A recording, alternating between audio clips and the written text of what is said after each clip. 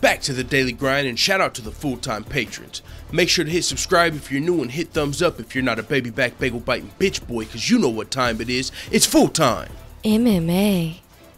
And it's your boy Taco Bell Oney. I've got to start this video off by saying either thank you or fuck you to Anish Prasanna, because they sent me a $3 donation, and if you sent that just to help support the channel, thank you very much, much appreciated. But at the same time, someone sent me that fishy ass scam email yesterday, and someone said, yo, it could be, it wasn't sent in proper English, and you're a first time donator, small amount, you could be just trying to scam my shit since I clicked on your link. You could have been phishing on my shit. So if you're the scammer, fuck you. I changed my passwords, and man, that's fucked up. But either way, let's get to Nate Diaz sitting on the sidelines burning a joint probably while he's burning Conor McGregor on Instagram, while also commemorating the Striforce brawl that was between the Scrap Pack and Jason Mayhem Miller. That was an epic moment in history. Wish I could play it on this video, but I don't want to get flagged for copyright. I don't even think I would, but either way, man, I'll just tell you what happened. Diaz, this was 8 years ago when this Striforce brawl happened. Nick Diaz was in the ring, with Nate Diaz and the Scrap Pack. They also had Gilbert Melendez there, but Jake Shields was the guy who just fought from their team, and he won. So it was his moment. He was on the mic, and he was being super respectful, talking about his opponent, and then out of nowhere, fucking crazy-ass Jason Mayhem Miller pops up right next to him on his mic. Hey, can I get my rematch?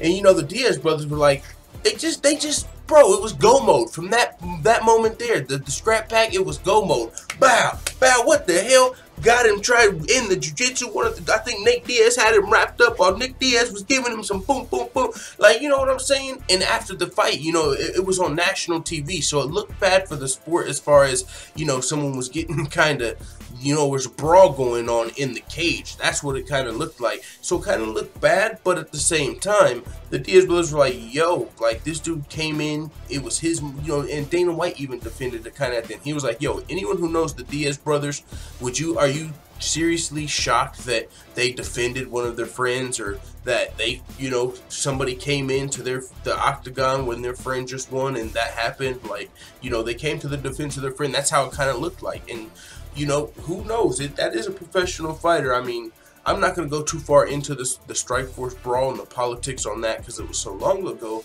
but that is what Nate Diaz brought up when he took this shot at Conor McGregor.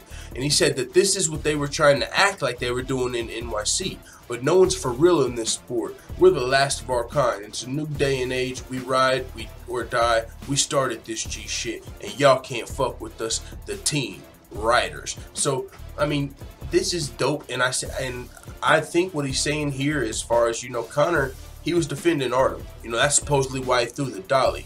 But at the same time, he didn't really get shit done. The Diaz brothers got shit done. They were coming after Jason Mayhem Miller for fucking with their boy and, defending their boy. Conor McGregor was supposed to be going at Khabib, but he didn't get nothing but a piece of the bust. A couple other fighters got injured, but Khabib came out untouched. So Diaz like, yo, we really got the shit done. He could be saying, that Conor McGregor's team did this trying to, imitate them. Imitation is the greatest form of flattery, some type of shit like that. Like, but I don't know if that's what he's saying. I think he's just saying, yo, we actually, defended our boy. He attacked the bus. But this is also kind of interesting because Nate Diaz came out and said, fucking, when Conor McGregor first did this bus attack, he kind of defended him like, yo, he said, he was talking about Khabib and said, you guys rolled up on his boy when he was alone and you didn't expect to get rolled on, So he also kind of defended Conor's actions like, yo, y'all fucked with this boy. You can't be mad that he came back after you. And so with that being said, it is what it is, man. But we could talk about Nate Diaz and his shots and him versus Conor McGregor.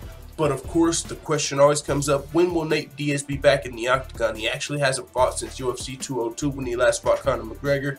We are coming up on May. He did say May or June he's going to be back. But at the same time, he's also told TMZ recently, we don't need to fight. But he sounds like he might be getting it. Who knows, man? We'll see what happens. But it is the 8-year anniversary of the Striforce brawl. If you haven't saw that moment in MMA history, make sure you go check that out. Pretty fun moment. And when I say a fun moment, it was just fun might not be the right word. It was a fun moment as it was entertaining. Like, oh shit, like, yo, this is going down in the middle of the octagon.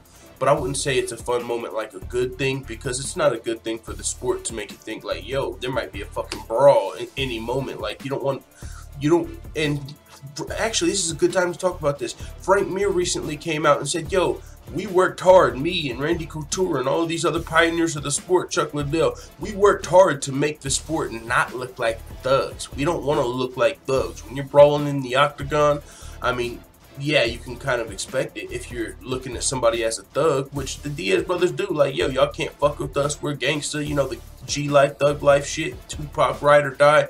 They are actually thugs. You know what I'm saying? And when I say thugs, I don't mean like fucking out here street banging, but I'm talking about that thug life mentality type shit. But what Frank Mir is saying is like, we worked hard to make this look like a sport and not like thugs fighting in a cage.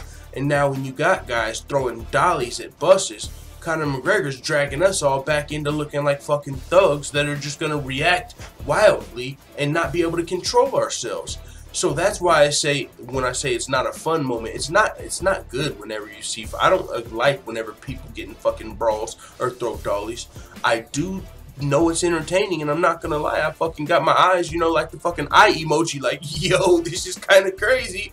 But I do recognize that it's not good for the sport. So with that being said, man, it is what it is. Let the full-time family know what you think in the comments. I'm out. And as always, thanks for watching this video. If you enjoyed this video, make sure you hit the subscribe button and also hit the notification bell right next to it so you're notified every time I upload a video. I'm out. This is #1 bullshit.